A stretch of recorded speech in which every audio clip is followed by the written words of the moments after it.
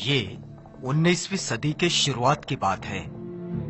भारत के अछूत जातियों में से एक जाति महार, जिसके खिलाफ पेशवाओं ने मार्शल लॉ लगाया था कि इनके कमर में झाड़ू और गले में मटका बांध दिया जाए। दरअसल ये अशोक काल में हुई ब्राह्मणों की निर्भत्सना का नागवंशियों के खिलाफ प्रतिशोध था।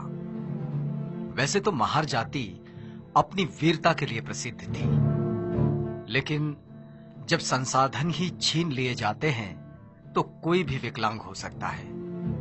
बहरहाल महार अपनी खोई प्रतिष्ठा और अस्मिता को संरक्षित करने की मंशा में थे और अंग्रेज भारत में अपनी सत्ता स्थापित करने की जुगत में। ऐसे में अंग्रेजों की नजर महारों पर टिकी, जो कद काठी में मजबूत और निडर वृत्ति के थे।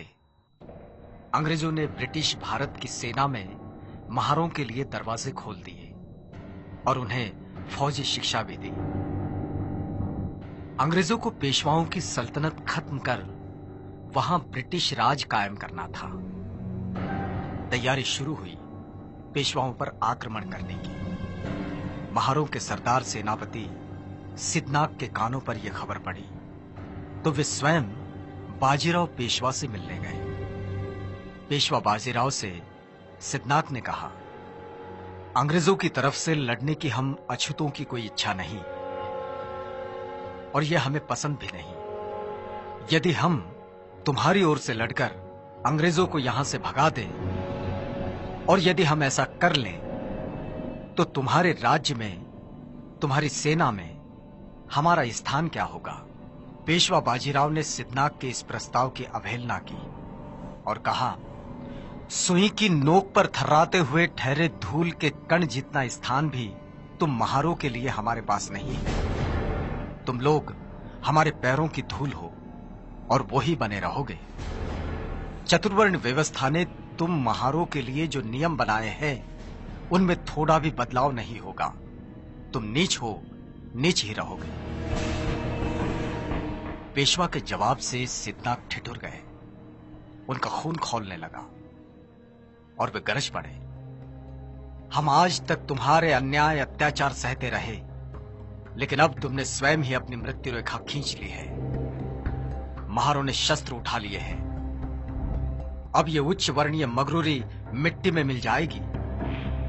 युद्ध की भाषा हमसे ना करो। इसी माटी में जन्म हुआ है हमारा और यहीं पले बढ़े हैं हम। इस मिट्टी की लाज अब ना लूटेगी।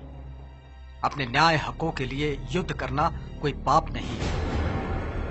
ये ही युद्ध की अंतिम घोषणा है। और इस ऐलान के साथ सिद्धनाग वहां से निकल गए।